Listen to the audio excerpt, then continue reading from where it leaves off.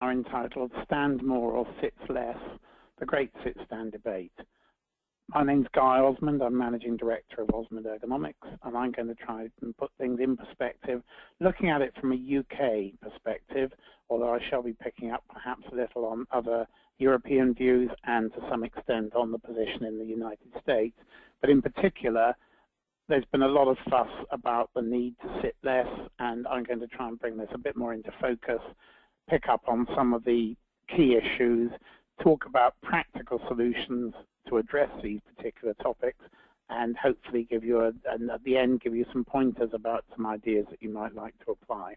So just before I continue, in case you're not familiar with me or my work or my company, here's a brief overview of a bio I've just grabbed for another event I've done quite recently. I'm not going to bother to read it out, but it's there for you to refer back to if you'd like a bit more background at the end. So to get straight to it, I'm going to cover 5 issues. What's all the fuss about? What's the right message you should be conveying or understanding within your organization? Do you really need sit-stand desks or not? If you do, what are your product choices? And then what else should you be thinking about it? And my approach to this will be that you're probably either an individual who's curious to know more, but my perspective here will be for somebody within an organization, quite possibly with responsibility for addressing these issues, perhaps in facilities or occupational health, health and safety, ergonomics. That's the area in which I normally work, and that's the approach I shall therefore be taking. So what's all the fuss about? In the UK in particular, there's been a lot of noise, and I use the word noise advisedly, a lot of noise in the press, both on TV, on the web, in blogs, all over the place. You're seeing it on a pretty regular basis. And I think what's prompted this, although there's been all sorts of research over the years, is specifically Springer Verlag did some a meta-analysis in 2012, pulling together all sorts of information. And what it did was look for a systematic review of the research that had been up until that time, and concluded that sedentary time in adults was associated with diabetes, cardiovascular disease, and indeed death. So really what it concluded from a number of different research points was that we just sit for far too long now, prolonged sitting, whether it's at work, at home, in the car, on the train, at the table for meals, all the places that we sit for long periods, very many of us for 10, 12, 14 hours a day perhaps, is simply not good for us and can lead to a number of cardiovascular issues such as diabetes, and even cancer has cropped up in the research. So what we're seeing is attention-grabbing headlines like these things, sitting is killing you and sitting wrecks your body. This is the sort of thing that we come across and people see on the internet, and therefore start raising questions with their employers about the need to sit for long periods at work as part of their overall sitting in a day. How seriously can that impact their health? So one of the big issues that's cropped up around this has been the appearance and the discussions about sit-stand desks. Are they new? Is getting up a new thing, this whole idea of not sitting? And just what is this sitting disease that we're hearing? So if we look at our sit-stand desks new, well, they're certainly not. We've been selling them. We are a vendor of products to support ergonomics in the workplace, and therefore we've been selling sit-stand desks for over 15 years. I'm using one for this recording. We use them in the office. I have one at home. We've been selling them originally Danish products because Scandinavia was the only source of such products 15 to 20 years ago. But more recently, they've become much more widely available with manufacturing all over the world, including some products coming from the Far East, which obviously brought down prices. But in terms of how old is the idea of sitting or standing, sitting and standing, this is a picture which appears to be, from what I can understand from our researches, round about 1910. So the idea of sitting or standing is about 100 years old at least. And as you can see from this, we know going back to Victorian times, scribes and clerks used to stand at desks, used to work on a standing lectern to work out and to write. So extending this idea to a desk, this lady's using a typewriter here, sitting part of the time, standing for others. And actually it's a pretty good solution, pretty clunky, not at all adjustable, but certainly offers those two different postures. Although I say not adjustable, it looks as though the chair could probably swivel around and on a screw pivot up to raise the height. So if you don't want to go to the expense of buying a proper modern electric sit-stand desk or one of the other variants, and I shall talk about shortly, the other option is take an existing table, jack it up a little on a wooden frame, find a coffee table that you're not using, put some casters on it, mount your seat on top of that, and you're in business. So getting up certainly isn't a new thing. As I say, back in Victorian times in the UK, there are Dickensian images of clerks, accounts clerks, writing at a standing lectern and standing for quite long periods. I've been in the business of workplace ergonomics for about 23 years. And certainly we've been talking about the need for dynamic sitting, the need for changing postures, the need to move around in all that time. So it's not really a new thing. But this whole thing about the sitting disease, and obviously sitting is not a disease, but this slogan, this catchphrase that has appeared in the press, has really come about because, along with sitting is the new smoking, which is another catchphrase we see everywhere, what we're seeing is the research is pointing, as already indicated, to prolonged sitting being associated with outcomes similar to those associated with smoking. Things such as cardiovascular problems, type 2 diabetes, potentially cancer, obesity, all of those things which historically we would have associated more with smoking. But one of the problems I'm seeing is that we're being taught to sit or stand. That seems to be the message everywhere we look, just get up and stand more. And the problem with that, as I see it, and I've spoken to many medical professionals about this, and I've spoken to some of the researchers, and obviously this sudden interest in all the historic research in prolonged sitting and sedentary behavior has generated a whole portfolio of other, a plethora of new further research on all sorts of topics around this. So there's a lot of research ongoing, and almost every week, every month, there's announcements of further research. But the problem is we seem to have found ourselves tending towards this binary view of the fact that we should not sit, we should stand. And the reality is it's much more complicated than this. And the message really should be not to stand more, but to sit less. And sitting less is what it's about. Sedentary behavior, prolonged sitting is where the problem is. So we shouldn't just be looking to swap that with standing. We need to be thinking about all the different things we could be doing when we're not sitting, because the simple reality is if we replace a static sitting posture with a static standing posture, then we've achieved more or less nothing at all. And indeed, we may find people present all sorts of other injuries and disabilities and problems and issues as a result of prolonged standing, which they didn't present when they were sitting. So this article here you see on the right side of the screen is a blog I wrote a little while ago. There was a very animated debate at the Health and Wellbeing exhibition and conference at the NEC in Birmingham in the UK in March of this year, 2015. And as a result of discussions there, what came out of it very clearly is that lots of people are saying we need to stand, but actually what we should be saying is we need to think about other things we can do than sitting, and a lot of that has to be about movement as well.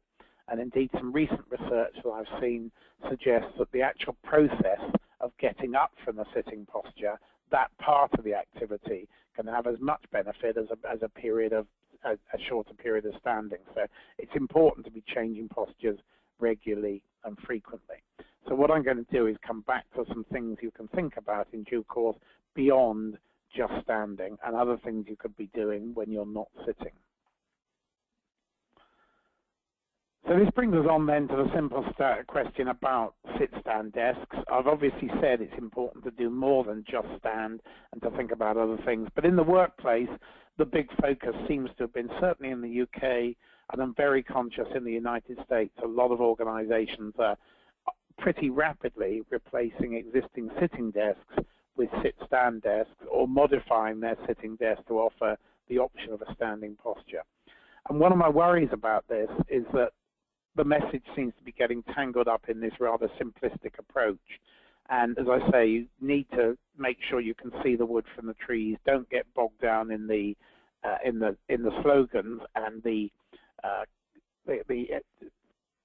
binary approach, but think more about the actual overall attitude to how people are working. And certainly an orderly approach is important, and it needs to be systematic, and I'll go into a little more detail about that in just a moment. But let's just look at this picture, because this, to me, pretty much exemplifies the sort of confusing messages that are being sent out. Now, this is taken from the Daily Mirror, a UK tabloid newspaper, but it could just as easily have been taken from any of our UK newspapers, I'm sure from lots of American ones, from television reports, from reporters. I've seen stuff in the Wall Street Journal, the Huffington Post, lots of blog stories, all sorts of press stories and PR messages, which just get a bit tangled up, because if you look at this and you think about the ergonomics of it, what we have here are 4 desks. We don't sell this product, but I do know it. I know the manufacturer. This is an electronically adjustable sit-stand desk. You just push an up button or a down button to make it go up and down. And as you can see, there are 4 here. But what's interesting is they're all at exactly the same height. And of course, the whole principle of an instantly adjustable desk is you can actually set it to whatever height you need. And not just a swap between sitting and standing, but actually a posture suitable, a height suitable for the correct posture for your height. And this is something that has obviously been completely overlooked here. I thought originally perhaps they'd all been set to the same height for the photographer, because the photographer wanted to make them look a cleaner line, but I'm quite certain if that were the case, they'd have made a lot more effort to tidy it up. Generally, a great pile of tangled cables underneath would have been tidied as well. So I rather think this is a photograph of sit-stand desks as they're being used in a standing posture. If we just look at those postures for the moment, and we look at the gentleman on the left in the red shirt, you can see there that he's actually adopted what I call the vulture neck posture. So he's got the desk, he's slouching forward over the desk. So although he is standing, he's adopting a slouching posture. And as a result of the fact that he's curving forward over the desk with his back, he's got his head up. So he's got that vulture neck posture. The lady on the right seems to be in a slightly better posture. It certainly looks as though the elbow is about at the right height. Obviously, if we are using standing postures for working, we need to be adopting a similar principle to the seated postures, which for the European approach is that the elbow should be roughly level with the desk or slightly above it. So you're able to use your forearm horizontal or slightly downwards towards the keyboard when you're keying or using a mouse. So what we're seeing here is a supposedly an image to illustrate 4 sit-stand desks in use, but actually they're all at the same standing height, and clearly they've been put in without any training, without any thought about it, or it would certainly appear that way, and indeed no real ergonomics has been applied. There seem to be screens at all sorts of different heights, and generally postures look to me like they haven't really been thought about. So the idea of just wheeling in a whole bunch of sit-stand desks to replace existing sitting desks just sounds inappropriate, and the risk is that you will actually end up with products that just aren't being properly used or not being used at all except as a sitting desk. So you need to be orderly about this. You need to think about how you're going to do it. I know some organizations are moving to just replace everything with the sit-stand option. More commonly in the UK, certainly we're seeing organizations that are doing some of their desks either with adapters, and I'll come back to those, or replacing desks, but perhaps where they've got columns of desks face-to-face, putting 2 desks face-to-face on the end of that column of desks, or having an area of sit-stand separate from the main sitting areas. But you need to think about how you're going to implement this, how it's going to be operated, what training you're going to provide, what education you're going to have to people, how you're going to make sure that they understand that just by standing, they're not actually going to solve all the ills of sitting, and they need to think about how they stand. And indeed, 20 odd years ago, when we first got into workplace ergonomics, we were talking to people about the need to teach workers how to sit, or indeed anybody how to sit. That still applies. We're now talking to people about children learning how to sit properly because they're using so many devices, tablets and computers and smartphones and stuff. But we're now looking, having tried and continue to try to teach people and educate them about sitting posture, we're now saying it's really important for people to understand about the correct standing posture. So in terms of your systematic implementation, whether you decide you're going to roll out a few for a small proportion of users for chop changing and perhaps in hot desking environments, or whether you're going to give them to everybody, you need to make sure that education and training is part of that process.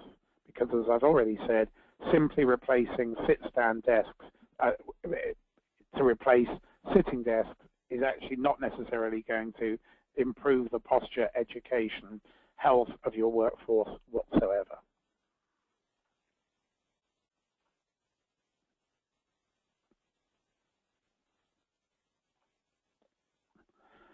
So if we now move on to continuing this discussion about do you need to use sit-stand, I've mentioned about the importance of training. The risk if you don't provide a systematic approach to culture and training is misuse of the desk, as I've already described, but even more significantly from an investment point of view, disuse. If people aren't educated, don't see the benefit, simply don't get it, then you will find that there is a very strong likelihood that they'll stop using them really quite quickly. And there are various stories around about organizations that have had exactly that situation, a very small proportion of people using them quite soon after they've been implemented. So we can talk separately about what programs you might introduce that's not directly relevant to this topic. I'm just giving you the background to what your thinking might be. But certainly one of the ideas you can look at is whether you could provide software to encourage people to change posture, or perhaps their smartphones or their wearable devices. So as an example of software, this one you see in the bottom right of the screen is a thing called Sit-Stand Coach. Comes from a Dutch company called Efficiency Software. We've been working with them for a number of years. Their sister company is Bakker Elkhuizen, the Dutch company that's responsible and manufactures a wide range of laptop stands, document holders, things like the ErgoQ, things like the FlexDesk products that are very well established, and more recently their Tablet Rise of a new product to adapt tablet use for those who are using tablets almost in a laptop context. So Sit-Stand Coach is a software solution. It connects to the controller for the desk and to the user's computer. It monitors activity on the computer and actually advises the user when it's appropriate to stand or sit or change their posture. So you can do it with software. Other people are suggesting simply putting timers onto your smartphone, just setting up a countdown timer to encourage you to change posture on a regular basis, or your users to do the same thing. These are really individual choices, what people like and what works for them. But the other thing, obviously, wearable devices. I wonder if at the moment there's nothing that there are one or two products starting to look at this, but I think there's potential in due course. So many people going with wearable technology, whether it's things like the Misfit Shine or the Fitbit or the Nike Fuel or any of these products, people are aware of the steps they're taking, the exercise they're doing, their postures through the day, their activities through their day. And so I wonder whether there's scope in the future for wearable devices to become an appropriate way to do this. But it's likely you will need to get some people generally to have something to prompt them to make sure they think about changing posture and changing sitting to standing and vice versa. But it's more about actually these are helping tools. It's very much actually about really finding a mechanism within the culture of the business, the culture of the organization, to make people aware and to take advantage of these situations and these opportunities. So if we then look at what your choices are for sitting and standing, I'm going to talk about specific sit-stand products, but actually keep in mind that you could actually do it in a number of different ways. You could have existing filing areas which are at a suitable standing height that you could use. You could introduce breakout tables at a standing height, touchdown tables, poser tables, another name I've heard them called. So you could actually have a lot of the areas around your facility offering standing postures rather than sitting.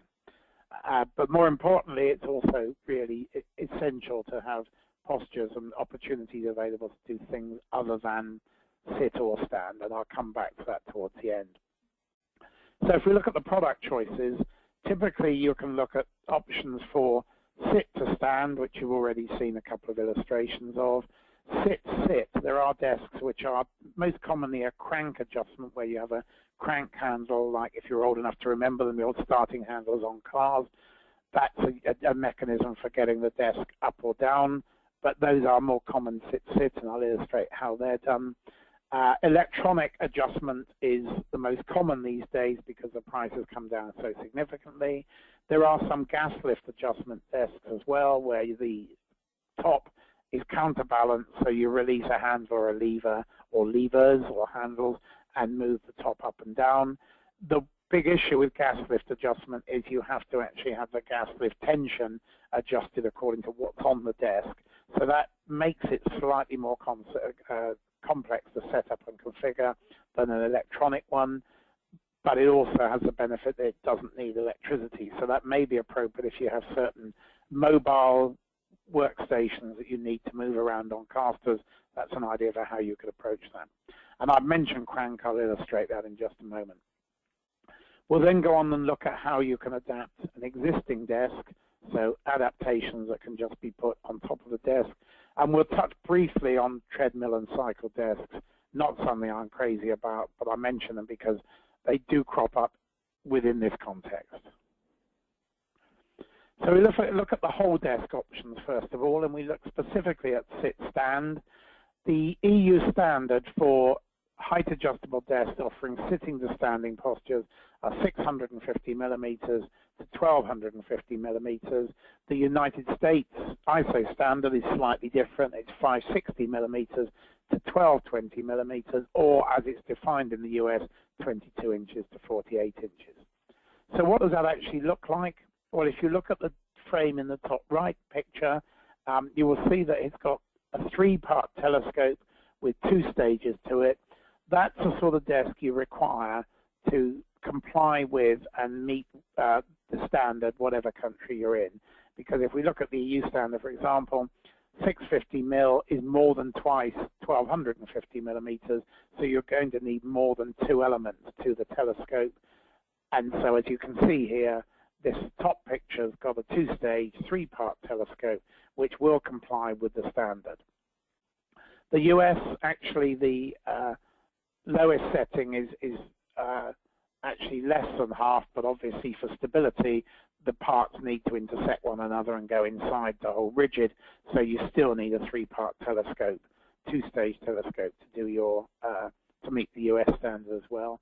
If we look at the one below, this is only a single stage, a two-part telescope. This doesn't actually comply with the regulations, but may be an appropriate product to use if you have a desk requirement for an individual, or for example, if you're looking for something for home. If you don't require the full height, and 1250 millimeters or 1220 millimeters is very high, and remember we're thinking about typically somebody using this desk, that maximum height would be elbow height. There's not many people who are 1250 mil or 48 inches up to their elbow height. If they are, they're probably well over 7 feet tall, typically. So the lower one, the single stage, two-part telescope, may be appropriate if you want it for one individual or for perhaps a family one at home if you're not so tall. And it won't comply with the regulations, but it will provide the functionality you need if you don't need to go up to that full range. If we then go on and look at a crank height, and again, these typically are much more commonly supplied as a sit-sit, so they don't go up to the full standing range, and in fact won't go high enough for many people to stand at.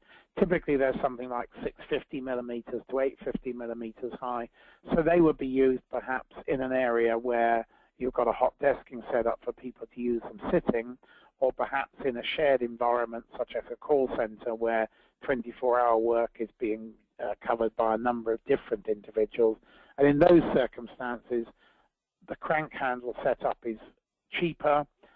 It doesn't require any electricity, but it's much slower to adjust, and it's a bit of a fiddle to adjust. Obviously, there's a physical effort involved, whereas on the electronic one, you're simply pressing a button.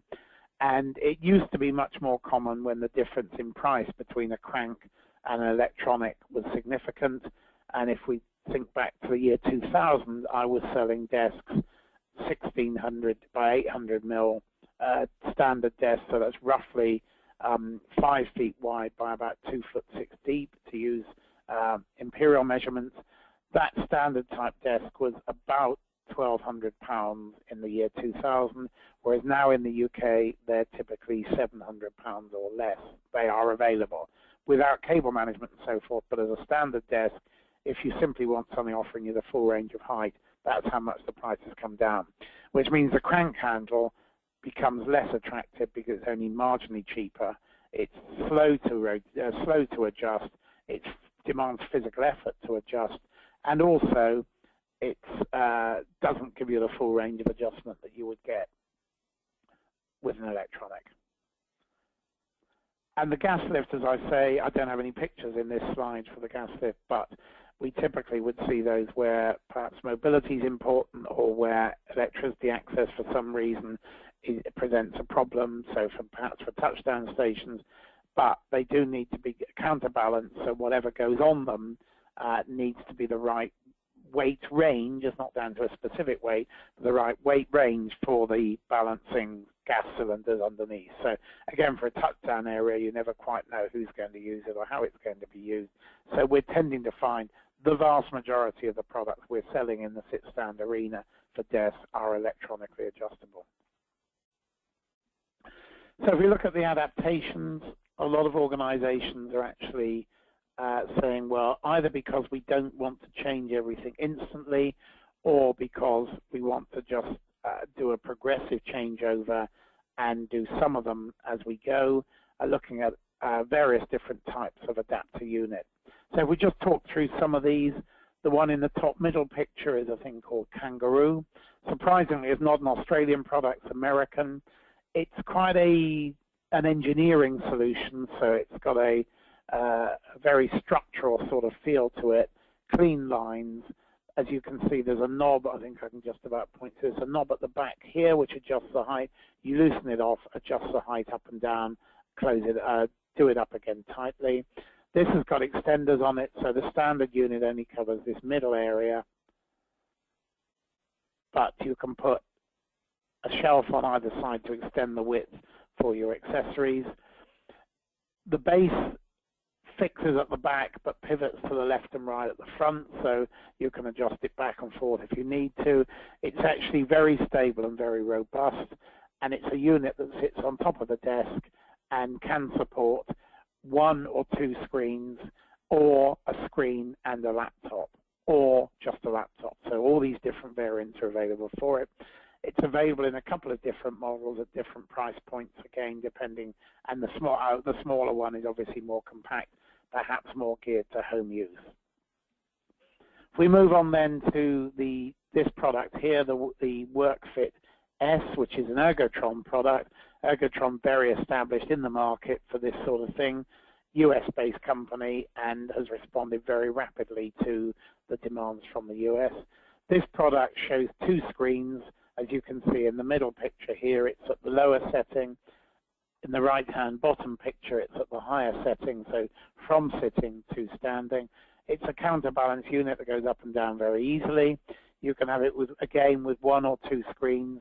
You can put a laptop on the tray in front if you don't need the screens. So it's multiple adjustment or multiple options available to suit whatever your needs are. Comes with a keyboard tray on the front for your keyboard and mouse. And again, this is a concept. The keyboard tray idea is very big in the United States, far less so in Europe. In fact, barely seen in Europe beyond those working in Europe who previously worked in the US.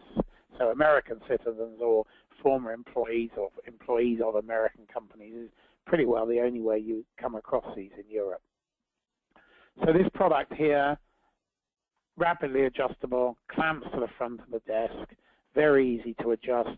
The only comment I would make about this is the keyboard tray comes out in front of the desk.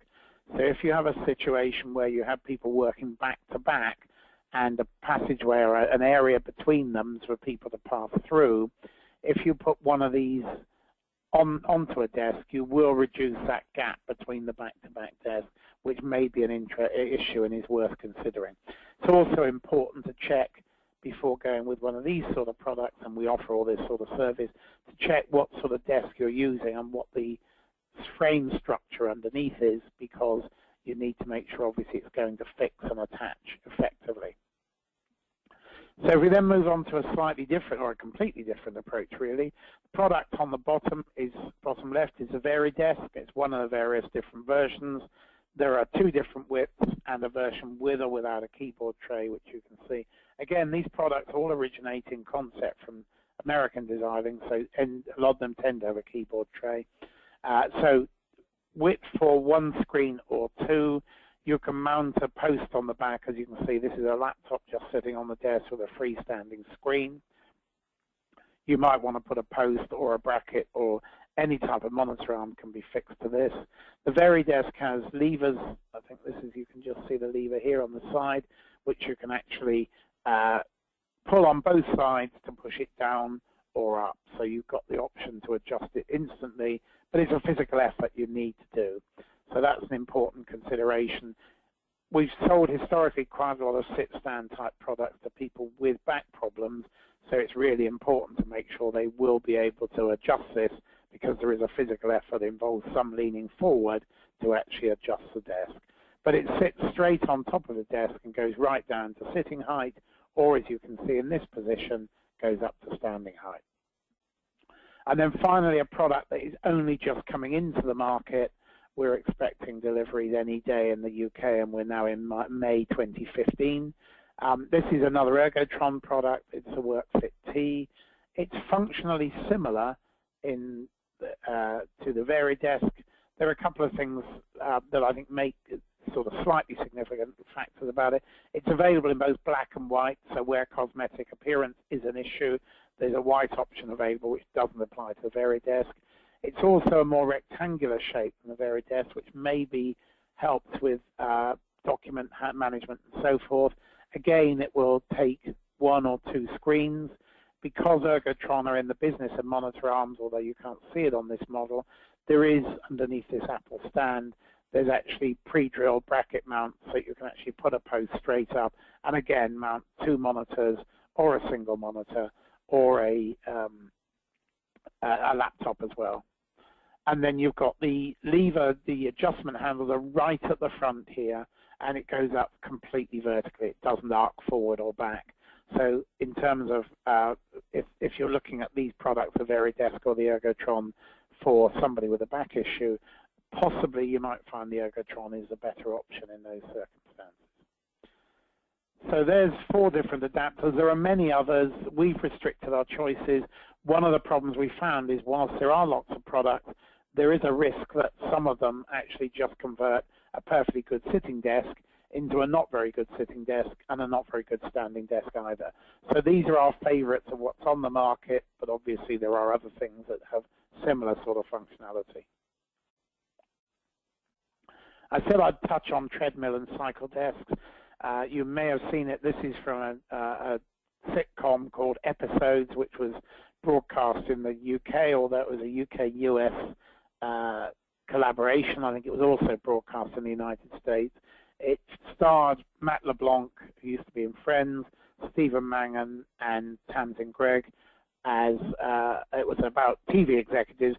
This was a spoof piece where this lady, who was a TV or a Hollywood executive, was using this while on a speakerphone, and you can see here they didn't take it too seriously because she was actually wearing high-heeled shoes on this, and she knocked her spectacles off and they bounced off the treadmill and shot across the room. So it wasn't taking it very seriously.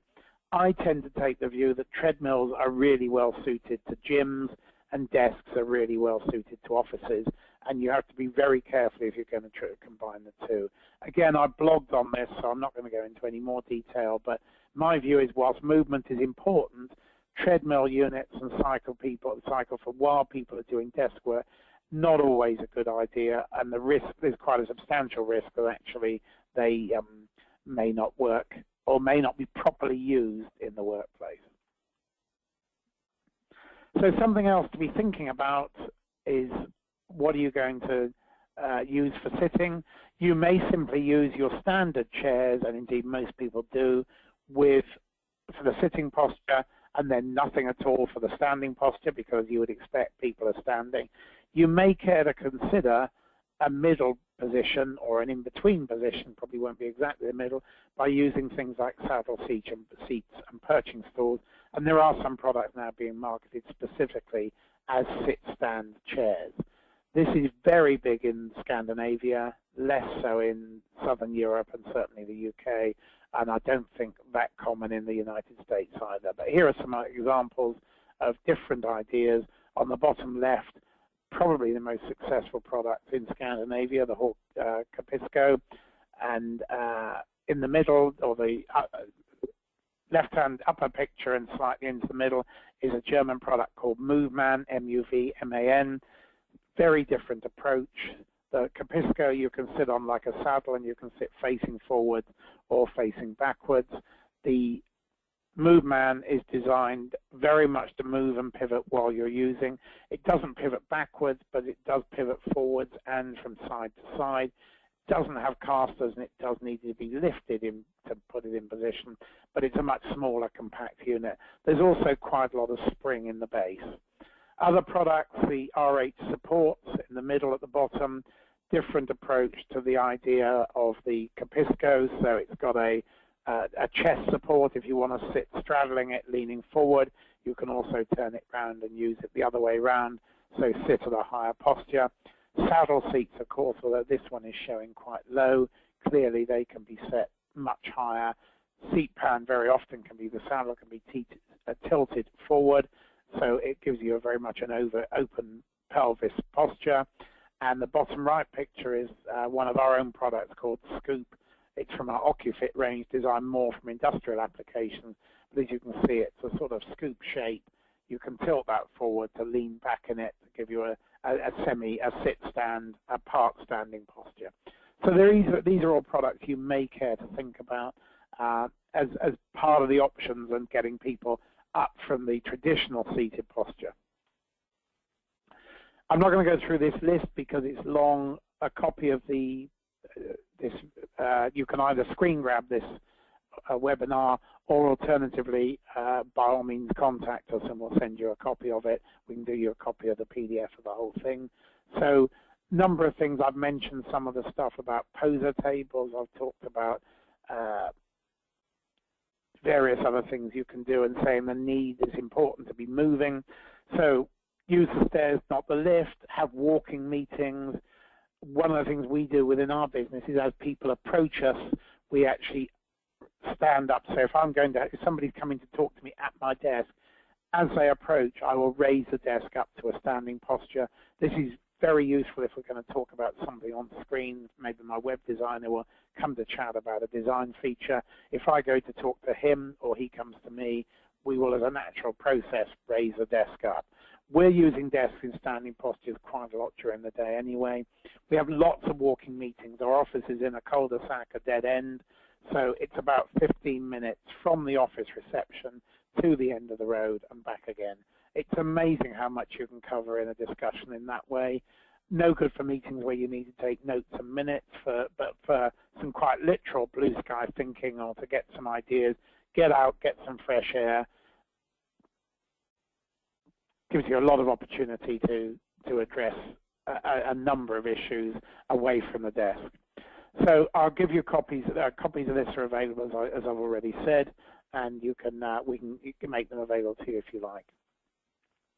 One thing we do make available, this is available from this is free from my blog, which is guyosmond.wordpress.com.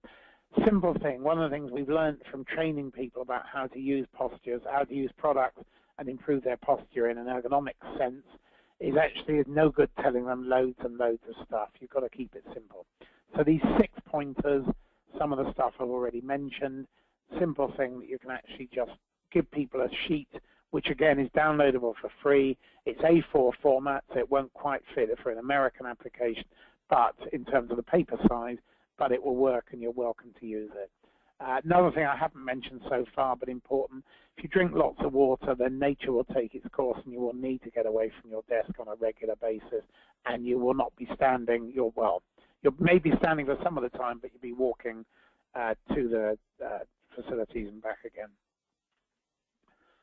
So we talked about what's all the fuss about. I've given you a bit of the background to it. I've stressed that it's important that the right message is not just about sitting and standing. It's about all the other issues that we need to be considering about movement and finding ways that people can move. We've covered whether you need sit-stand desks or not and what sort of products are available. If you don't want to go with sit-stand desks, you certainly need to understand what this is all about. If you've decided as an organizational policy they won't be made available to anybody, you need to be equipped with all this information when an employee comes to you and says, my physiotherapist, my PT, or my doctor, my osteopath, my chiropractor, my physician has said, I must have a sit-stand desk. These are all your options. These are the ideas you should be thinking about. And I hope that we've covered in this comparatively short spell enough information to give you the basis for further thought and action. So finally, if you want to contact me or my team, we're on all of this social media. If you just do a Google search either for Guy Osmond or for Osmond Ergonomics, you should be able to find us and you'll be able to find information available. If you search for Guy Osmond on Google, every now and again Donny Osmond re-releases This Guy's in Love with You, and that shoots up through my listings, but you should still be able to find me there. But on all of these media we're available. I've referred already to some of the blog stuff we do. So I'm done now, and I'm grateful for your time. I hope it's useful. Please do get in touch if you think there's anything more we could discuss, or even to let me know what you thought of the presentation.